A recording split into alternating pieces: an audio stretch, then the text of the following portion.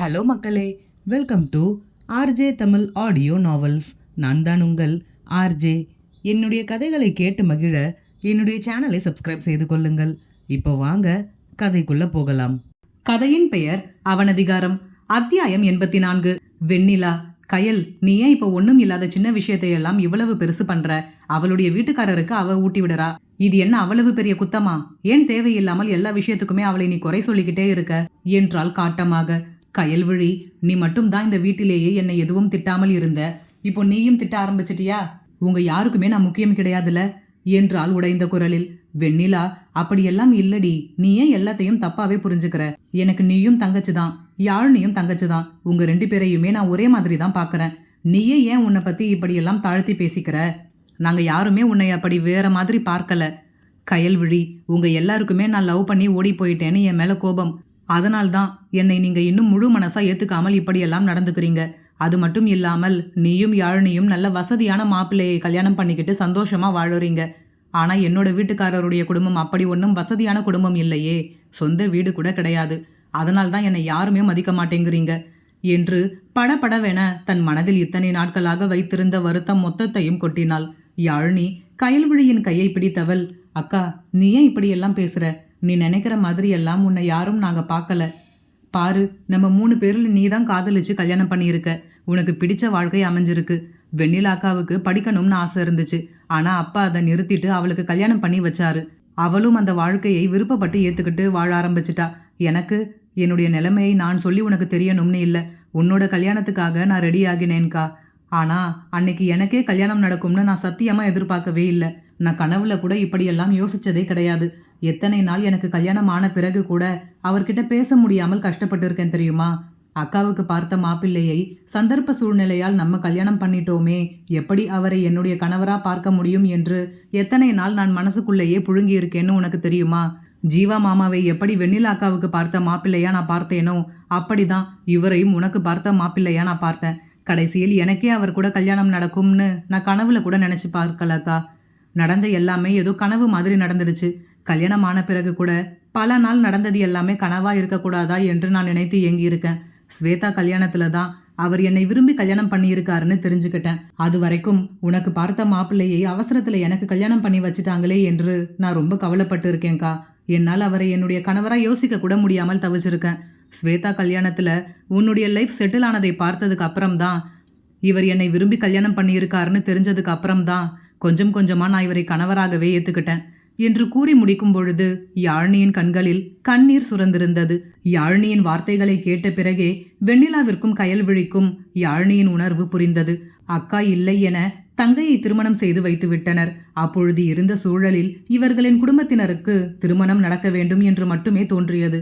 என்ன செய்வது என்று அறியாமல் யாழ்னியை அபிமன்யுவின் பேச்சை கேட்டு திருமணம் செய்து கொடுத்து அனுப்பிவிட்டனர். அதன் பின்பு அவளின் வேதனையை நினைத்து இவர்கள் வருந்தினாலும் அந்த இடத்தில் இருக்கும் யாழ்னியின் வலி பெரிதல்லவா? இந்த கோணத்தில் கயல்விழி சிந்தித்து பார்த்ததே இல்லை. தன்னுடைய வாழ்க்கையை தன் உடன் பிறந்தவர்களின் வாழ்க்கையினோடு எப்பொழுதுமே ஒப்பிட்டு பார்த்து பேசுவாளே தவிர இந்த திருமணத்தினால் யாழ்னியின் மனது ஆரம்ப காலத்தில் எவ்வளவு வேதனைப்பட்டு இருக்கும் என்று அவள் சற்றும் சிந்தித்து பார்க்கவில்லை. நல்ல வசதியான இடம், மகிழ்ச்சியாக வாழ்கிறாள் என்று மட்டுமே இதுவரை சிந்தித்திருக்கிறாள். தன் தங்கையின் மனதிற்குள் இவ்வளவு வருத்தங்கள் இருக்கின்றதா என்று ஆறுதல் கூறக்கூட வார்த்தைகள் இன்றி அமர்ந்திருந்தாள். வெண்ணிலா, பாத்தியா கயல், ஏதோ உனக்கு மட்டும்தான் கஷ்டம், நீ மட்டும்தான் கஷ்டப்படுற மாதிரி வார்த்தையை கொட்டிட்டியே. இவளுடைய கஷ்டத்துக்கு முன்னாடி உன்னுடையது எல்லாம் ஒன்றுமே கிடையாது என்றாள் கோபமாக. கயல்விழி, இவ்வளவு நாள் உன்னுடைய லைஃபையும் என்னுடைய லைஃபையும் தான் நான் கம்பேர் பண்ணி யோசிச்சிருக்கேன். எனக்கு பார்த்த மாப்பிள்ளையை நீ கல்யாணம் பண்ணிக்கிட்டு அதை ஏற்றுக்க முடியாமல் இவ்வளவு கஷ்டப்பட்டு இருப்பேன் நான் நினச்சது கூட இல்லை யாழ்னி. சாரி என்றாள் வருத்தமான குரலில். யாழ்னி தன் கண்களை துடைத்து கொண்டு, பரவாயில்லக்கா, ஆனால் திரும்பவும் இப்படி மற்றவங்க லைஃப்பை உன் கூட கம்பேர் பண்ணி பேசாத. உனக்கு நீ ஆசைப்பட்ட மாதிரி நல்ல லைஃப் அமைஞ்சிருக்கு. பணத்தை எப்போ வேணும்னாலும் சம்பாதிச்சுக்கலாம். ஆனால் நல்ல குடும்பத்தை சம்பாதிக்கிறது ரொம்ப கஷ்டம். உனக்கு அது தானாகவே கிடைச்சிருக்கு. தேவையில்லாமல் யோசிச்சு அதை நீயே கெடுத்துக்காதக்கா. யாழ்னியை பின்தொடர்ந்து வந்த அந்த உருவம் இவர்களின் உரையாடலையும் கேட்டுவிட்டு மறைந்து விட்டது. கயல்விழி, நீ சொன்னது சரிதான். உன்னுடைய இடத்திலிருந்து பார்த்தா நீ சொல்றது எல்லாமே சரிதான். ஆனால் அதுக்காக உன்னுடைய வீட்டுக்காரருக்கு நீ சப்போர்ட் பண்ணி பேசாத. அவர் பண்ணது கொஞ்சம் கூட சரி கிடையாது. உன்னை கல்யாணம் பண்ணுறதுக்காக என்னை எவ்வளவு தாழ்த்தி பேசினார் தெரியுமா? யாழ்னி, அவர் என்ன பேசினார் என்று எனக்கு எதுவும் தெரியாதுக்கா. ஆனா உன் மனசு வருத்தப்படுற மாதிரி அவர் ஏதாவது பேசியிருந்தா அவருக்காக நான் உன்கிட்ட மன்னிப்பு கேட்டுக்கிறேன். இப்போ நீ பிரெக்னெண்ட்டாக இருக்க. இந்த நேரத்தில் சந்தோஷமா இருக்கணும். தேவையில்லாததையெல்லாம் போட்டு மனசுல குழப்பிக்காத. கல்யாணமான இத்தனை மாசத்துல ஸ்வேதா கல்யாணத்துக்கு வந்துட்டு போனதுக்கு அப்புறம் நான் இப்போதான் நம்ம வீட்டுக்கே வந்திருக்கேன். ஆனா நீ அப்படி இல்லை. நினைச்ச நேரம் வரலாம், நினைச்ச நேரம் போகலாம். என்னை எல்லாரும் நல்லா பார்த்து கொள்கிறார்கள் என்று நீ நினைத்து கவலைப்படாத. நான் இப்போ ஊருக்கு போயிட்டா கூட திரும்ப வர எத்தனை மாசம் ஆகும் என்று எனக்கே தெரியாது. நீ வருத்தப்படுற அளவுக்கெல்லாம் நான் அடிக்கடி வரமாட்டேங்க்கா என்று வருத்தமான குரலில் கூறிவிட்டு எழுந்து சென்று விட்டாள். கயல்விழிக்கு தான் சிந்திக்காமல் கோபத்தில் அதிகப்படியாக பேசிவிட்டோம் என்று புரிந்தது. ஆனாலும் யாழ்னியிடம் சமாதானம் பேச தன்மானம் தடுத்தது. எழுந்து செல்லும் யாழ்னியை பார்த்து உள்ளுக்குள் வருத்தம் ஏற்பட்டாலும் வெளியே அவளை தடுக்க எந்த முயற்சியும் செய்யாமல் அமர்ந்திருந்தாள். வெண்ணிலா கோபமாக, இப்போ உனக்கு சந்தோஷமா? அவ பேசுனது எல்லாம் கேட்டல்ல. அவ மனசுல எவ்வளவு வருத்தம் இருக்குன்னு பாரு. நீயும் நானும் கல்யாணம் ஆனதிலிருந்து அடிக்கடி அம்மா வீட்டுக்கு வரோம். அவ என்ன அப்படியா? அவளோட வீட்டுக்காரர் அம்மா வீட்டுக்கே கூப்பிட்டு வர மாட்டேங்கிறார்.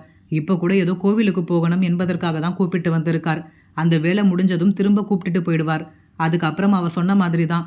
எத்தனை மாசம் ஆகுமோ அது யாருக்குமே தெரியாது. மற்றவங்க மனசை நோகடிக்கிற மாதிரி பேசுறதுக்கு முன்னாடி கொஞ்சமாவது யோசிச்சு பேசு கயல். நம்ம 3 பேர்ல எல்லா விஷயத்துக்குமே சரியா முடிவு பண்ணி பேசுறது நீ தான். நானும் யாழ்னியும் எந்த விஷயத்துக்குமே பேசுறதுக்கு கொஞ்சம் யோசிப்போம்.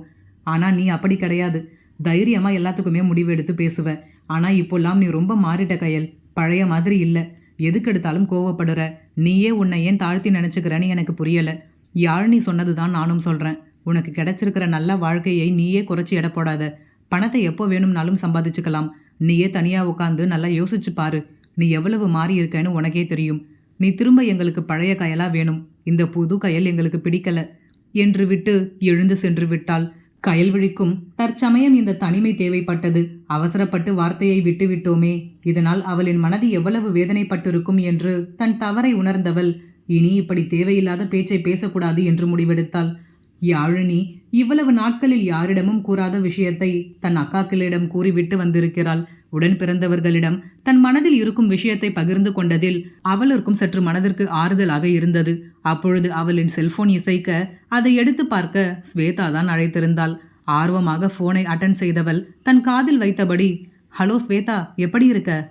ஸ்வேதா, என்னடி ஊருக்கு வந்து இத்தனை நாள் ஆகுது, என் ஞாபகமே உனக்கு வரலையா? ஒரு வார்த்தை கூட நீ சொல்லவே இல்லை. அண்ணா சொல்லிதான் எனக்கே தெரிந்தது என்றாள் கோபமாக. யாழினி, அப்படியெல்லாம் இல்லடி. கோவிலுக்கு போகிறது அப்படி இப்படின்னு கொஞ்சம் பிஸியாகவே போயிடுச்சு. அதான் உனக்கு சொல்ல முடியலை. சரி, நீ சீக்கிரமாக கிளம்பி வா.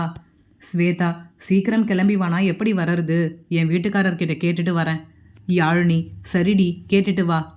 ஸ்வேதா சரி என்று அழைப்பை துண்டித்தவள் அன்றே தன் கணவரிடம் அனுமதி வாங்கி கொண்டு அவரையும் அழைத்து கொண்டு இவர்களின் வீட்டிற்கு யாழினியை பார்க்க வந்து சேர்ந்தாள்.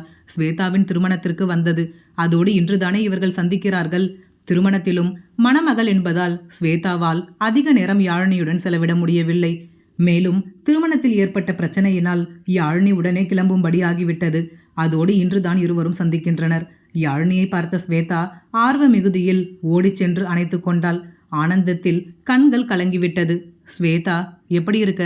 உன்னை பார்த்து எத்தனை மாசமாச்சு? கல்யாணத்தப்போ கூட சரியா உன்கிட்ட பேசவே முடியல. நல்லா இருக்கியா? யாழினி, நான் நல்லா இருக்கேன்டி. நீ எப்படி இருக்க? நானும் உன்னை ரொம்ப மிஸ் பண்ணேன்.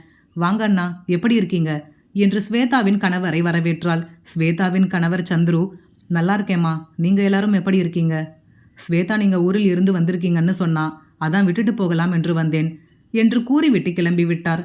யாழினி, இப்போதானே வந்தீங்க, கொஞ்சம் நேரம் இருந்துட்டு போங்கண்ணா என்று எவ்வளவோ கூறியும் அவர், இல்லம்மா, நான் அப்புறமா வந்து ஸ்வேதாவை கூப்பிட்டுக்கிறேன் என்று விட்டு கிளம்பிவிட்டார். யாழினி, என்னடி உன் வீட்டுக்காரர் தங்க சொன்னா தங்காமலே போயிட்டாரே? ஸ்வேதா, அவர் அப்படி தாண்டி. நான் தான் உன்கிட்ட அப்பவே ஃபோனில் சொன்னேன்ல. அதை விடு, வா, உன்னிடம் பேச நிறைய விஷயம் இருக்கு என்று அவளின் கையை பிடித்து அழைத்து கொண்டு பம்ப் செட் இருக்கும் இடத்திற்கு சென்றாள். யாழினியின் மனதை இப்பொழுதாவது கயல்விழி புரிந்து கொண்டிருப்பாளா? இனி வரும் அத்தியாயங்களில் பார்ப்போம்.